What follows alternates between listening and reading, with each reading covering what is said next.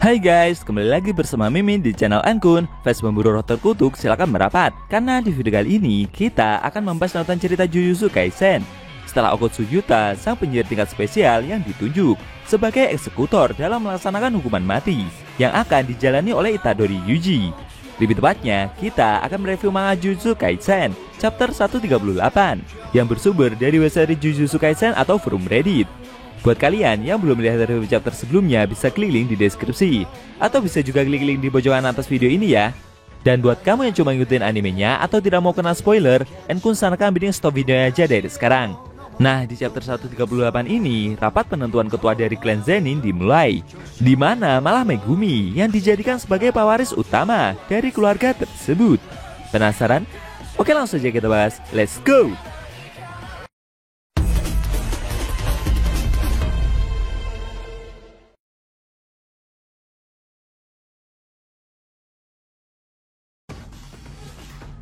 Judul chapter 138 kali ini adalah klan Zenin. Di awal scene, kita diperlihatkan rumah dari keluarga Zenin. Ada seorang pelayan yang mengantarkan pria menuju suatu ruangan.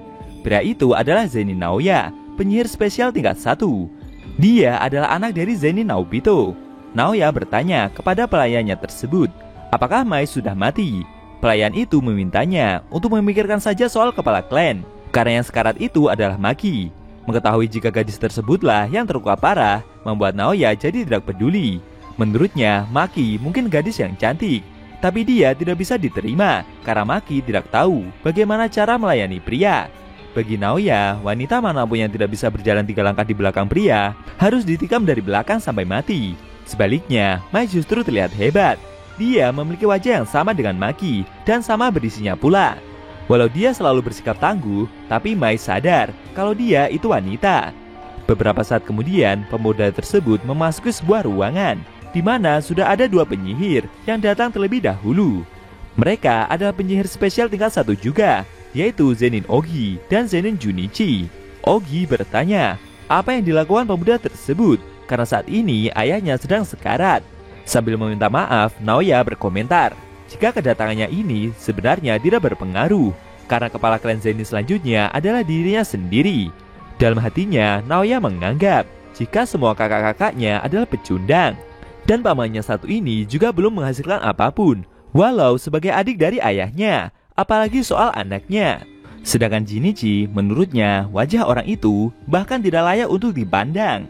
Naoya menyayangkan, andai posisi orang tersebut bisa ditukar dengan Toji, maka itu akan jadi lebih baik. Mendengar hal tersebut membuat Jinichi tidak terima. Sontak saja, dia langsung melancarkan pukulan kepada pemuda itu. Tapi dengan sigap, Naoya berhasil menghindar. Namun dari sebelah, Ogi juga tidak terima. Dia segera melancarkan tebasan pedangnya untuk menyerang pemuda tersebut. Tapi dengan santainya, Naoya berkata, jika saat ini ayahnya sedang sekarat, menurutnya lebih baik mereka bersikap rukun untuk sementara waktu. Tidak lama kemudian datang seorang lawyer yang menginformasikan jika Master Zenin Naobito, sang kepala klan Zenin, baru saja meninggal dunia.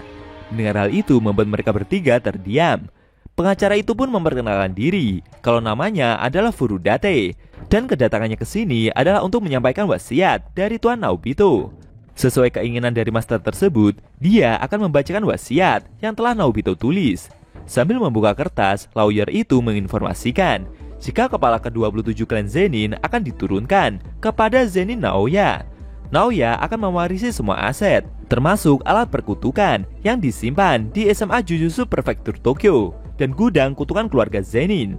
Setelah persetujuan dari salah satu, baik Zenin Ogi atau Zenin Jinichi, Naoya dengan itu akan mengambil alih semua tugas. Mendengar syarat tersebut membuat pemuda itu merasa sedikit sebal. Tapi ada pesan tambahan yang ditinggalkan oleh Tuan Naobito. Jika Gojo Satoru tewas dan tidak bisa memakai tekniknya karena suatu sebab apapun, sebuah persetujuan tertulis dengan Fushiguro Toji untuk menerima Fushiguro Megumi ke dalam klan Zenin, yang dimana dengan itu dia akan menjadi kepala klan Zenin selanjutnya, dan semua aset akan diwariskan kepadanya pula. Mendengar hal itu membuat Naoya begitu kaget. Dan akhirnya Zenin Ogi dan Zenin Junichi memilih Megumi sebagai pemuda yang tidak mereka kenal sebagai pemimpin berikutnya. Seusai rapat tersebut, Naoya bertanya kepada pelayannya itu, di mana Megumi saat ini dan apa yang sedang dia lakukan. Pelayan tersebut berkata jika dia tidak tahu detail informasi yang ada. Tapi saat ini Megumi seperti sedang mencari Itadori Yuji di wilayah Tokyo. Naoya kembali bertanya siapa orang tersebut.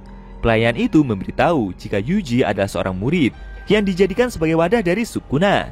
Kemudian Naoya meminta pelayannya itu untuk memberitahu para petinggi kalau dia sendirilah yang akan membunuh wadah Sukuna itu. Sedangkan Megumi pasti juga berada di lokasi tempat wadah Sukuna itu berada. Sambil emosi dia menambahkan jika akan membunuh mereka berdua. Terlebih sekarang Tokyo telah menjadi seperti dunia iblis.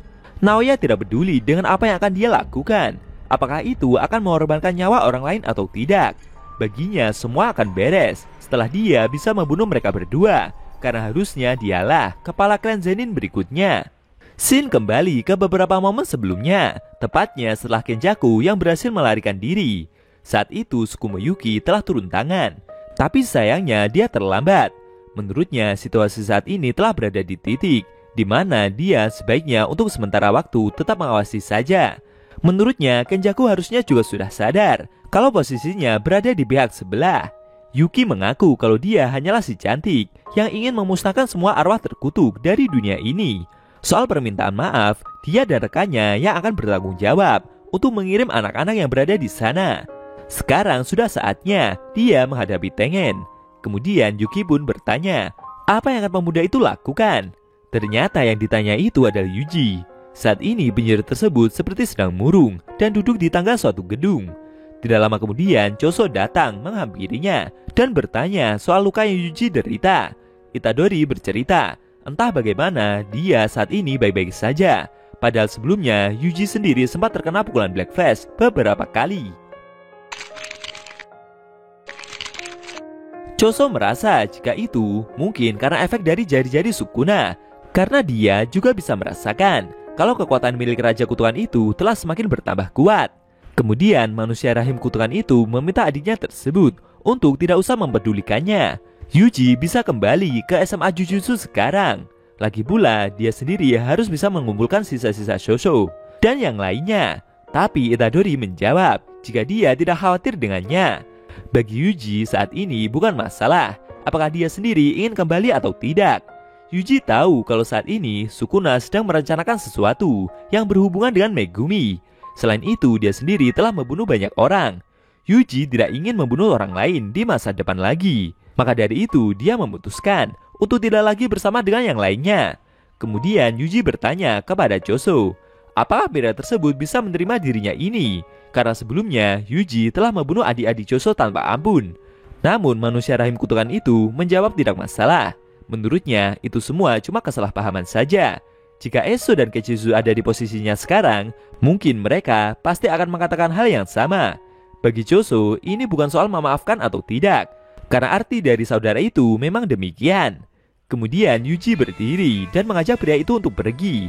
Menurutnya, yang harus mereka lakukan saat ini adalah mereka harus memusnahkan arwah terkutuk sebanyak mungkin. Akhirnya babak baru dimulai, di mana Yuji memilih untuk tidak kembali ke SMA Jujutsu. Di sisi lain, Naoya berencana untuk membunuh Megumi dan Itadori. Sedangkan Okotsu juga mulai bergerak untuk melakukan misi eksekusinya.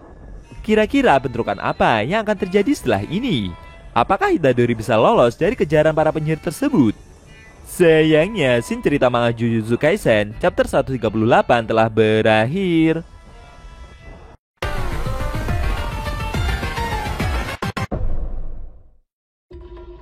Nah, itu tadi review manga Jujutsu Kaisen chapter 138 yang isinya memperlihatkan Itadori yang mengajak Choso untuk bergerak dengan memburu banyak arwah terkutuk yang masih berkeliaran. Bagaimana menurut kamu? Jangan lupa tinggalkan komentar kalian ya. Kalau mau nonton review sebelum atau selanjutnya, bisa klik link di deskripsi. Linknya udah Mimin taruh di sana kok. Buat kalian yang nonton review manga Jujutsu Kaisen secara maraton, bisa klik link di deskripsi juga ya guys. Oke? Tekan like kalau suka sama video ini dan dislike kalau nggak suka.